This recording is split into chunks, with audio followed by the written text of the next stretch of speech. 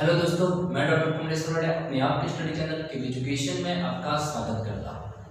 दोस्तों, revision class के lecture 3 में आज हम देखने वाले हैं क्वेश्चन नंबर 2 का सॉल्यूशन। क्या देखने वाले हैं? क्वेश्चन नंबर 2 का सॉल्यूशन। ठीक है, क्वेश्चन 1 का सॉल्यूशन ऑलरेडी हमारे जो प्रीवियस वीडियोस है इसमें हमने कर दिया है। ठीक है, आज हम क्वेश्चन 2 का सॉल्यूशन देखेंगे और क्वेश्चन 2 का सॉल्यूशन स्टार्ट करें उनसे पहले देख लेते हैं जो चैप्टर रिलेटेड है उनका वो।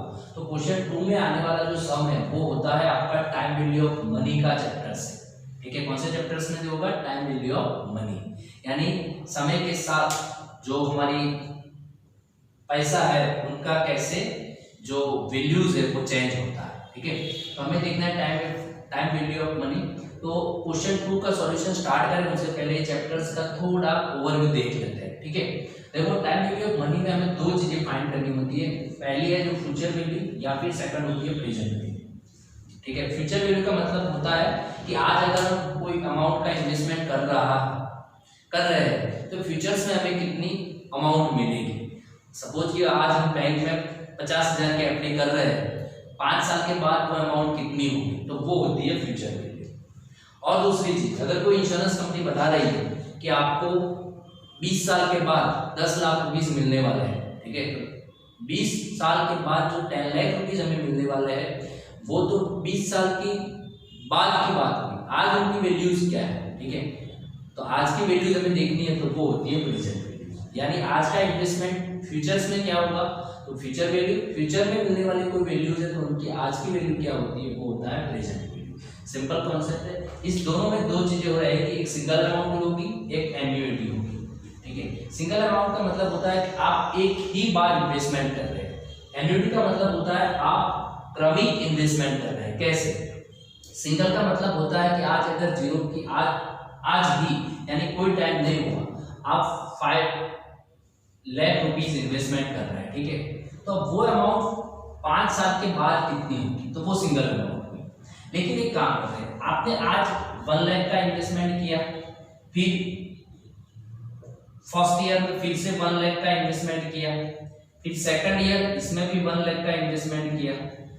वैसे कंटिन्यूअसली करने के बाद 5 साल के बाद जो अमाउंट कितनी होगी, यानी इसमें आप एक ही बार इन्वेस्टमेंट कर रहे हैं, इसमें हर साल इन्वेस्टमेंट कर रहे हैं। तो ऐसे अगर कोई हम रेगुलरली इन्वेस्टमेंट कर रहे हैं तो फिर हमारी फ्यूचर वैल्यू क्या हो सकती है, तो इसीलिए हम यूज करते हैं एन्युइटी टेबल का। ठीक है, अब प्रेजेंट वैल्यू में भी सेम वैल्यूज है, सिंगल अमाउंट और एन्युइटी। सिंगल वैल्यूज का मतलब ये है कि 5 साल के बाद अगर आपको 1 लाख रुपीस मिलने वाला है तो आज की वैल्यूज क्या है, तो वो क्या होता है सिंगल अमाउंट की प्रेजेंट वैल्यू।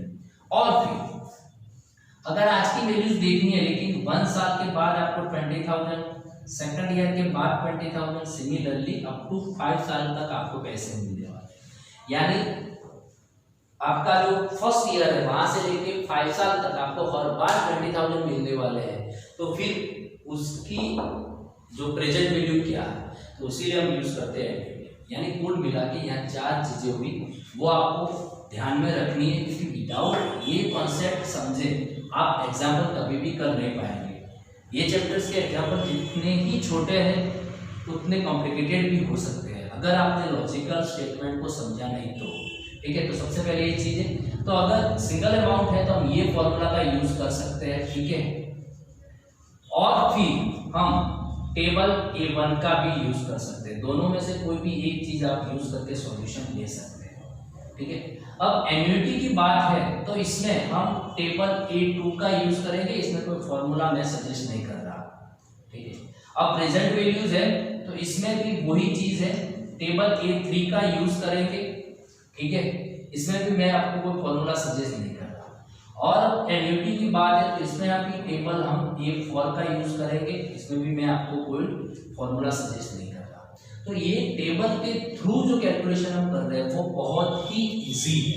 ठीक है, इसमें गलती होने का चांस भी कम है। तो मुझे लग रहा है कि आप सबको टेबल कब कैसे यूज करना है वो सीख लेना चाहिए। ठीक है, तो अब हम देख रहे हैं solution.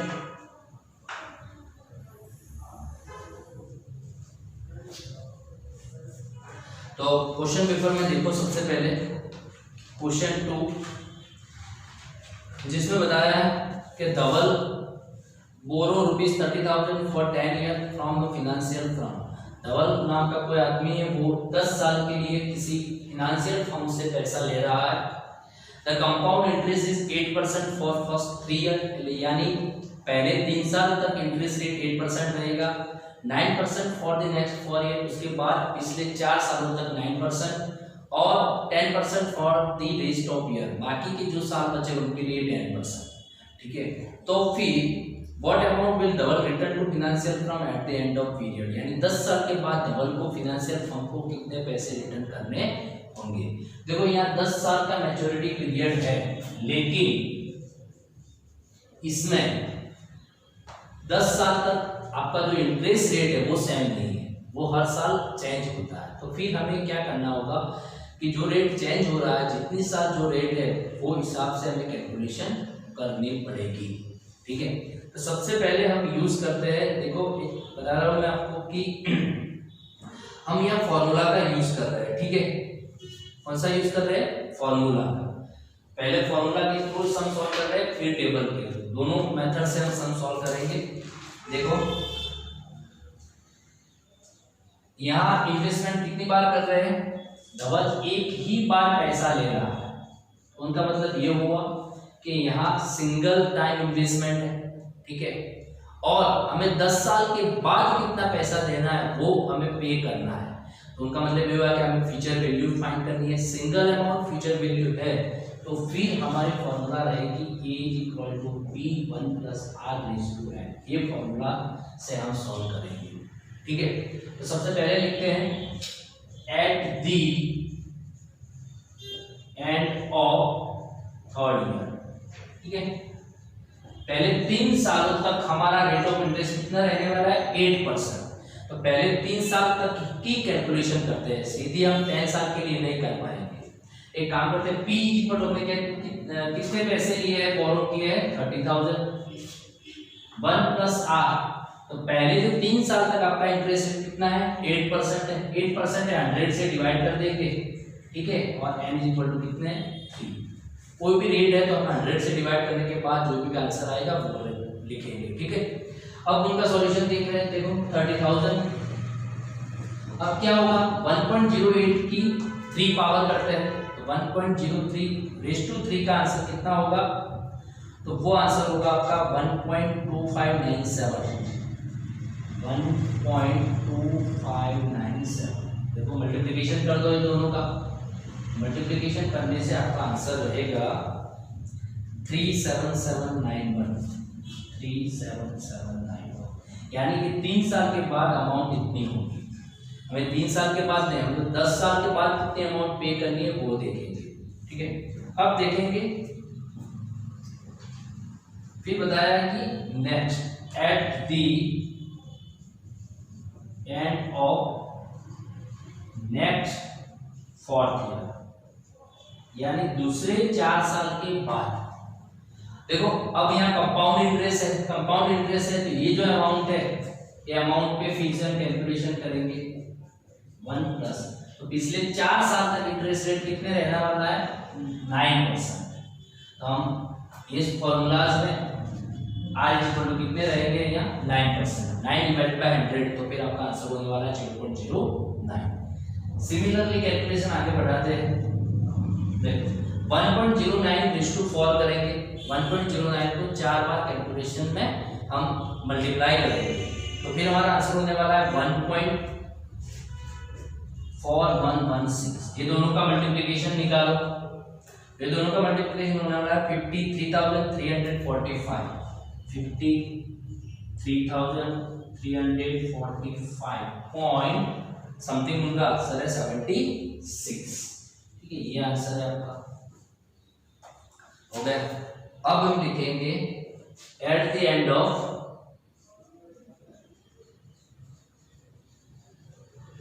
Next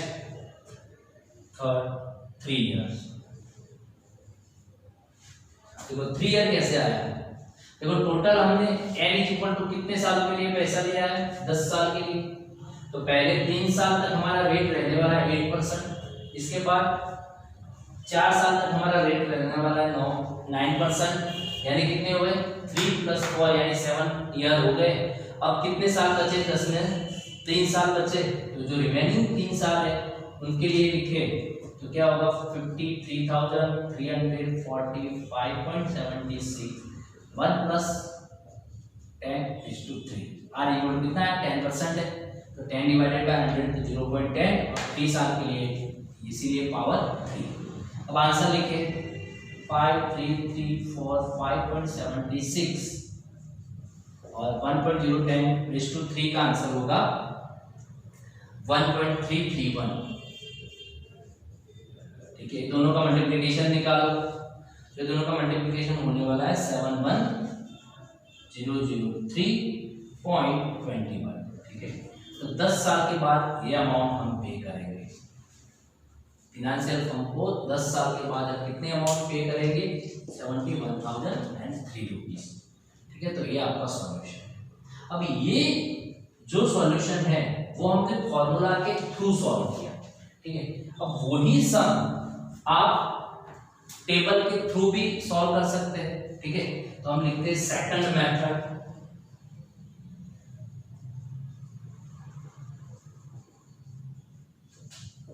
using table. Table का यूज करके कैसे सॉल्व करते हैं?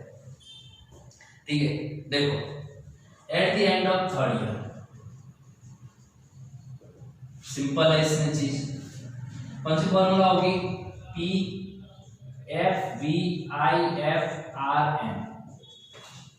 ठीक है, यानी टेबल A1 का यूज होगा क्योंकि इसमें हमें फ्यूचर वैल्यूज फाइंड करनी है और हमारा जो इन्वेस्टमेंट है वो 1 है। एक ही बार आप इन्वेस्टमेंट कर रहे हैं और फ्यूचर वैल्यू फाइंड करनी है, तो हम टेबल A1 का यूज करेंगे। इसमें R इक्वल टू कितना लेना है आपको, तो पहले 3 साल तक आपका रेट ऑफ इंटरेस्ट कितना बताया है 8%, N इक्वल टू है 3। ठीक है, अब क्या करो P इक्वल टू आपका आंसर है 30,000। टेबल A1 में जाओ, टेबल A1 में जाएंगे तो देखो ये जो लाइन है इसमें R लिखा होगा आपका, क्या R, और ये जो लाइन है इसमें आपका N लिखा होगा। तो आपको क्या करना है, टेबल A1 में से आपको R की जगह 8%, N की जगह 3 और यहाँ जो आंसर है वो आपको लिखना है। यानी ऊपर जो हॉरिजॉन्टल लाइन है इसमें से R सिलेक्ट करना है और वर्टिकल जो लाइन है इसमें से N सिलेक्ट करना है और दोनों की जो वैल्यूज आपको मिल रही है वो यहाँ आपको लिखनी है। लेकिन ये वैल्यू कौन से टेबल में से लेनी है आपको, टेबल A1 में से। ठीक है, टेबल A1 में से वैल्यूज लिख रहे हैं तो फिर आपका आंसर होने वाला है इसमें 1.260।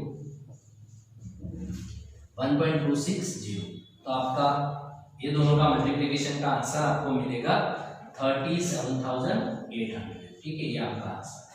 देखो ये आंसर और ये आंसर में कोई चेंज नहीं होना चाहिए, एग्जैक्टली सिमिलर आंसर आना चाहिए, लेकिन यहाँ आंसर आ रहा है 37,800। ठीक है, और यहाँ आ रहा है 37,791। दोनों आंसर के बीच 9 रुपीज की गैप है।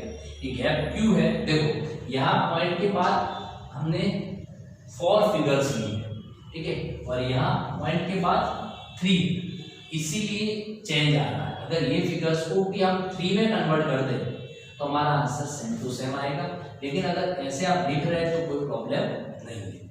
3rd ईयर, अब जो सेकंड आपके जो 4th ईयर है, ठीक है, जो 4 ईयर है उनके लिए, तो 4 ईयर के लिए वही काम करना है 37,800। अब इसमें फिर से टेबल तो A1 का यूज करेंगे, लेकिन R इक्वल टू कितना लेना है आपको, पिछले 4 साल तक आपका रेट ऑफ इंटरेस्ट कितना होने वाला है 9% होने वाला है, N इक्वल टू 4 लेना है। तो वही टेबल में से रेट 8 की जगह 9 लेना है और N की जगह 3 की जगह 4 लेना है, जो भी वैल्यूज है वो लिखनी है। तो वो आंसर आपका होने वाला है 1.412। ये दोनों का मल्टीप्लिकेशन कर दो, तो ये दोनों का मल्टीप्लिकेशन करेंगे तो आंसर आएगा 53,373.6। ठीक है, और उसके बाद 3 इयर्स, ठीक है, टोटल 10 है तो 3 + 4 यानी 7 हो गए, तो बचे कितने 3। तो लास्ट जो रिमेनिंग 3 इयर्स है इसके लिए तो 53,373.6 इंटू ब्रैकेट इसमें भी वही काम करना है आपको, टेबल A1 लेना है, ठीक है। R इक्वल टू कितने लेने हैं आपको, 10% लेने हैं, और N इक्वल टू 3 लेने हैं। तो ऊपर जो आपकी हॉरिजॉन्टल लाइन है इसमें से R सिलेक्ट करो, वर्टिकल लाइन में से N सिलेक्ट करो।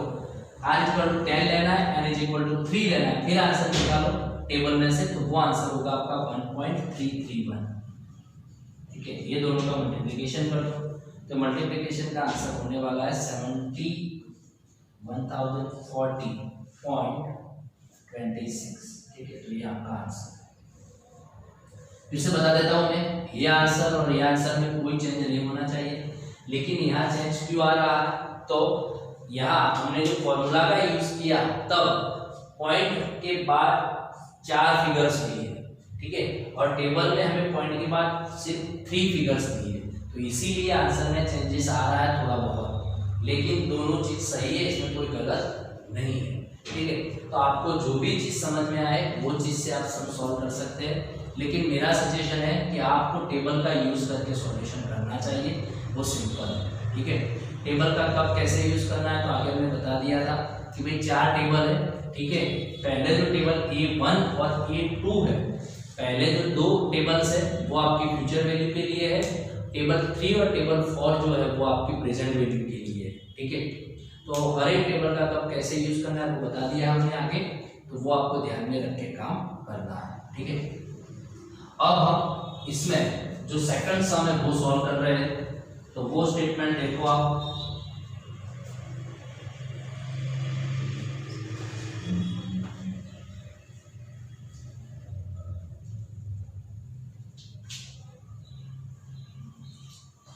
देखो क्वेश्चन 1A इसमें 1 कर दिया, सेकंड में है कि Bhargavi want to invest 50,000 for 5 year under 3 option. जो भार्गवी है वो 50,000 5 साल के लिए इन्वेस्ट करना चाहती है, लेकिन उनके पास 3 ऑप्शंस है। फर्स्ट ऑप्शन है quarterly compound interest eight 12% annual rate, यानी क्वार्टरली इंटरेस्ट कैलकुलेट किया जाए 12% से। दूसरा ऑप्शन है semi annually compound interest eight 40% annual rate. इसमें कंपाउंड इंटरेस्ट है जो सेमी एनुअली यानी साल में 2 बार होगा, और annually compound interest at the rate of 30% annual rate. Which of the 3 option would more beneficial, कौन सा ऑप्शन ज्यादा हमें बेनिफिट देगा। तो देखो इसमें सिंपल सी चीज है, एक ही बार हम इन्वेस्टमेंट कर रहे हैं और फ्यूचर वैल्यू फाइंड करनी है, तो कौन सा टेबल का यूज करेंगे हम, टेबल A1। सिंपल चीज हुई कि नहीं। फिर से एक बार बता रहा हूँ, हम सिर्फ एक बार इन्वेस्टमेंट कर रहे हैं, ठीक है, यानी सिंगल अमाउंट हो गई, और हमें क्या फाइंड करना है, फ्यूचर वैल्यू फाइंड करनी है। तो सिंगल अमाउंट फ्यूचर वैल्यू, तो टेबल A1 का यूज करेंगे, ठीक है। लेकिन यहाँ 3 ऑप्शन है, तीनों ऑप्शन की कैलकुलेशन करेंगे, जिसमें सबसे ज्यादा रिटर्न मिल रहा है वो ऑप्शन हम एक्सेप्ट करेंगे, ठीक है। तो सबसे पहले देखते हैं ऑप्शन 1। ऑप्शन 1 में P इक्वल टू हम कितना इन्वेस्टमेंट कर रहे हैं, तो वो कॉमन चीज है हर एक में 50,000, ठीक है। चलो okay. R equal to option 1 में R रेट कितना है 12% है, लेकिन ऑप्शन 1 में जो हमारा इंटरेस्ट कैलकुलेट कब होता है, कैसे होता है, तो क्वार्टरली होता है। क्वार्टरली का मतलब ये हुआ 3 महीने, हर 3 महीने के बाद इंटरेस्ट कैलकुलेट होता है। अगर हर 3 महीने के बाद इंटरेस्ट कैलकुलेट होता है तो साल में कितनी बार होगा, 4 बार होगा कि नहीं, ठीक है कि नहीं। पहले 3, फिर 6, फिर 9, फिर 12, तो हर 3 महीने के बाद अगर इंटरेस्ट कैलकुलेट हो रहा है तो साल में कितनी बार होगा, 4 बार। अगर 4 बार हो रहा है तो R का आपका आंसर होगा 3%, ठीक है। बात रही N की, N में कितने साल है, 5 है, ठीक है। लेकिन हम 5 नहीं लेंगे क्योंकि यहाँ पे इंटरेस्ट साल में कितनी बार कैलकुलेट हो रहा है, 4 बार हो रहा है, तो हम मल्टीप्लाई करेंगे, N इक्वल टू कितना आ जाएगा 20। तो कुल मिला के मैं ये बता रहा हूँ कि अगर आपका इंटरेस्ट साल में 1 से ज्यादा बार हो रहा है, ठीक है, 2 टाइम्स 3 टाइम्स 4 टाइम्स हो रहा है, तो फिर आपको क्या करना है, जितने टाइम्स इंटरेस्ट कैलकुलेट हो रहा है उतनी अमाउंट से आपको R को डिवाइड करना है, N को मल्टीप्लाई करना है, ठीक है।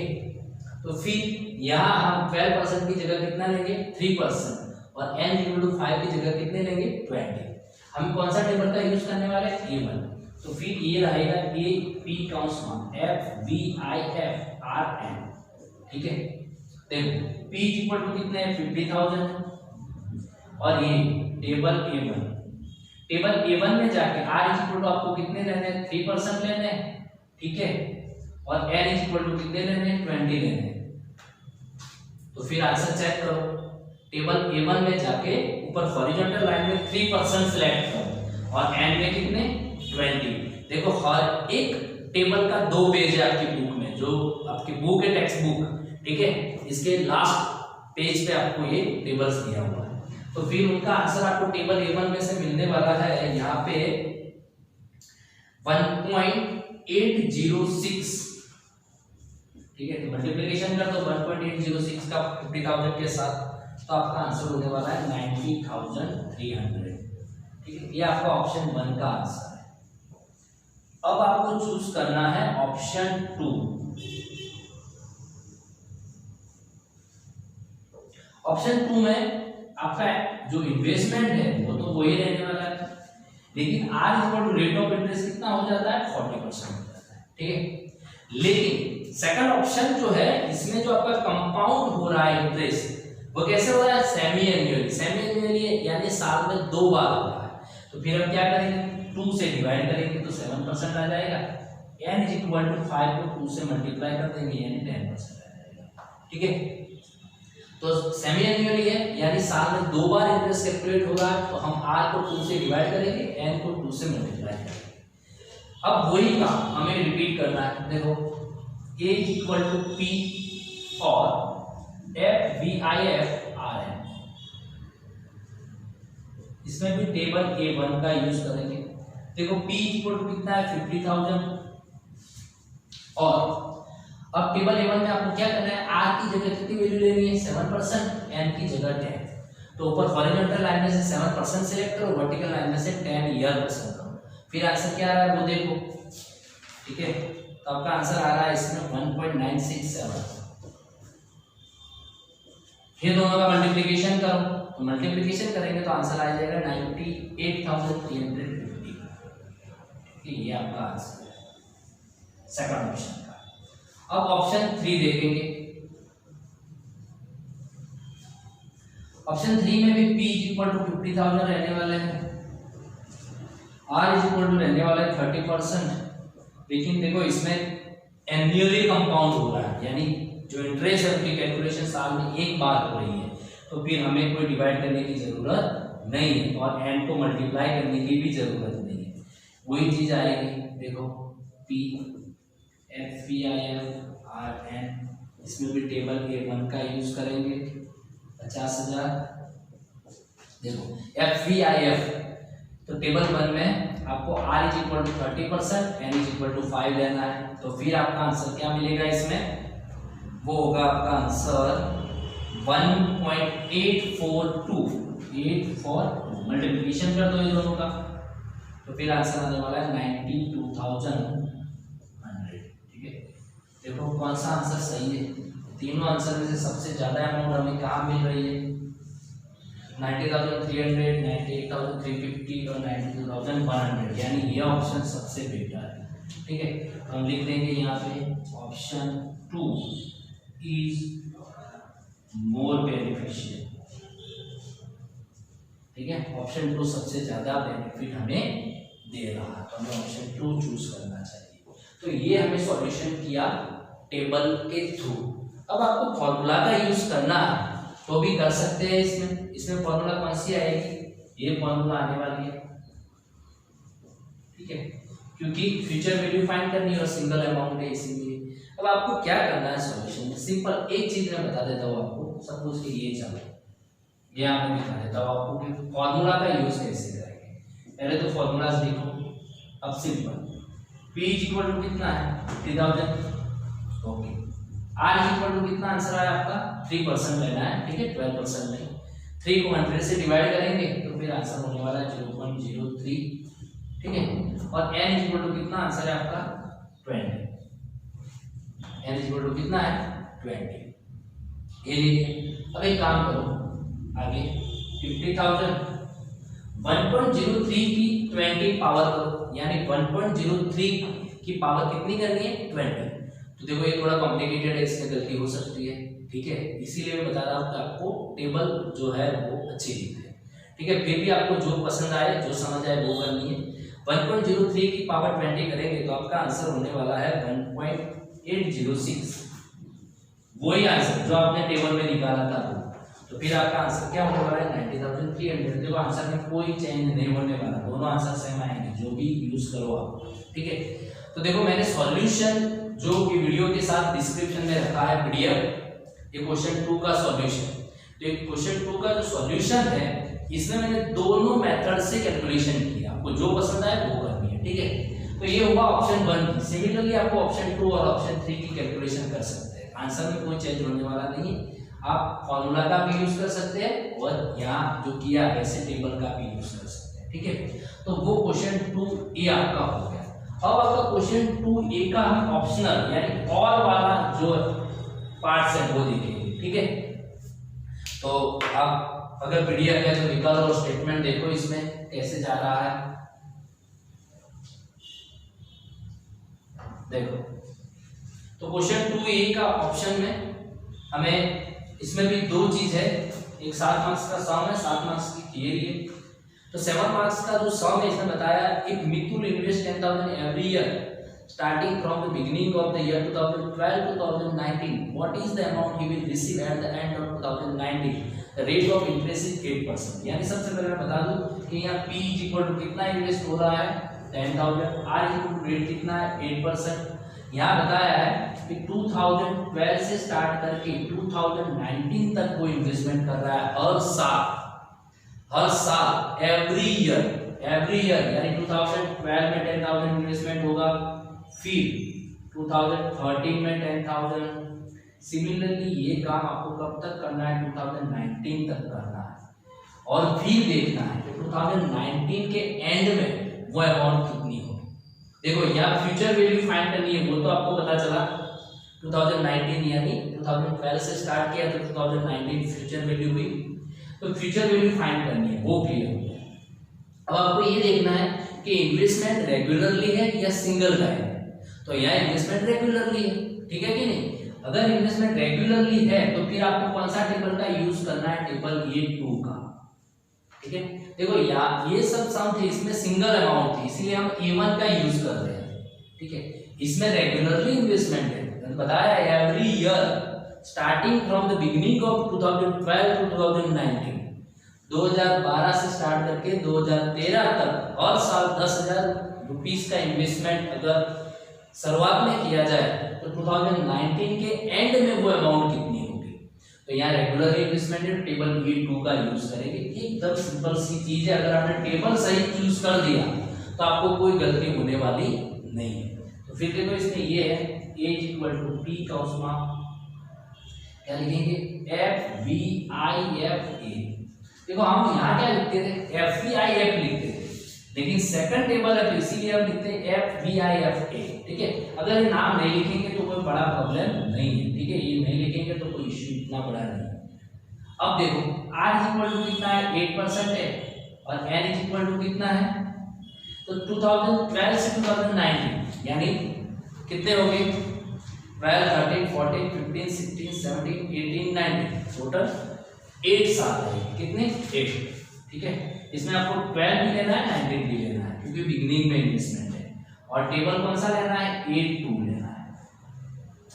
P यानी आप कितने अमाउंट इन्वेस्ट कर रहे हैं 10,000, सिंपल। अब आपको क्या करना है टेबल A2 में, देखो ये सारे समय आपने टेबल A1 देख रहे थे, अब आपको कौन सा टेबल देखना है A2 देखना है।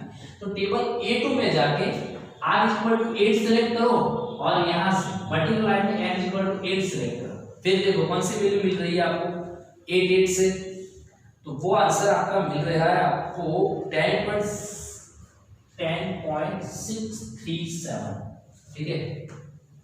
ये दोनों का मल्टीप्लिकेशन कर दो तो आपका आंसर होने वाला है 1,06,370, यानी ये आपका आंसर। बस ये 7 मार्क्स का सम है। देखो इतनी छोटी सी कैलकुलेशन है, लेकिन इसमें आपको पता चलना चाहिए कि आपको कौन सा टेबल का यूज करना है, ठीक है। तो ये आपका आंसर है, 7 मार्क्स का वेटेज है। तो आपको पता चल गया होगा, सॉल्यूशन वैसे आपकी डिस्क्रिप्शन में मैंने रखा। अब 2 नंबर जो है इसमें थ्योरी है, और थ्योरी का डिस्कशन हम नहीं करते, वो आपको देख लेना है, आपकी बुक में है। ठीक है, अब हम देख रहे हैं क्वेश्चन 2 का बी। क्वेश्चन 2 का क्या देख रहे हैं? बी देख रहे हैं। क्वेश्चन 2 का जो बी है वो क्या होता है? आपका एमसीक्यू का क्वेश्चन है। तो इसमें सबसे पहला एमसीक्यू देख रहे हैं। देखो इसमें बताया है कि select the right option from the following. पहला एमसीक्यू है compound interest is calculated on, यानी कंपाउंड इंटरेस्ट किस पे कैलकुलेट होता है? प्रिंसिपल अमाउंट होता है, इंटरेस्ट अमाउंट पे होता है, principal amount plus interest amount pay होता है, या फिर इंस्टॉलमेंट अमाउंट पे होता है? तो देखो कंपाउंड इंटरेस्ट है वो आपकी principal plus interest amount pay होता है, यानी आपका ऑप्शन सी सही है। ठीक है, प्रिंसिपल अमाउंट प्लस इंटरेस्ट, तो ये ऑप्शन आपका सही है। अब 2 नंबर में देखें, both the future and present value of a sum of money are based on, यानी आपकी फ्यूचर वैल्यू और प्रेजेंट वैल्यू किस पे डिपेंडेंट होती है? इंटरेस्ट रेट पे होती है, टाइम पीरियड पे होती है, यानी both interest rate and time period पे होती है, या फिर नन ऑफ दिस। तो आपको आंसर क्या लिखना है? आपका जो टाइम वैल्यू ऑफ मनी का चैप्टर से इसमें 2 चीज पे डिपेंडेंट रहती है, वो है बोथ ए एंड बी, यानी आपके आंसर में दोनों चीज आनी चाहिए। इंटरेस्ट रेट पे भी डिपेंडेंट है और टाइम पीरियड भी इंपॉर्टेंट है, तो दोनों आंसर है, इसलिए हम ऑप्शन सी लिखेंगे, ए एंड बी। ठीक है, अब third, if the annual interest rate is 10%, what will be the present value of 5000 received at the end of second year and fourth year? यानी अगर आपको सेकंड ईयर में 5000 मिलने वाले और फोर्थ ईयर के एंड में 5000 मिलने वाले, तो आपको क्या करना है? What will be the present amount? Present amount क्या है? ठीक है, देखो उनका आंसर पहला आएगा सी। मैं बाद में बता रहा हूँ आपको कि सी कैसे आ रहा है। ₹7545।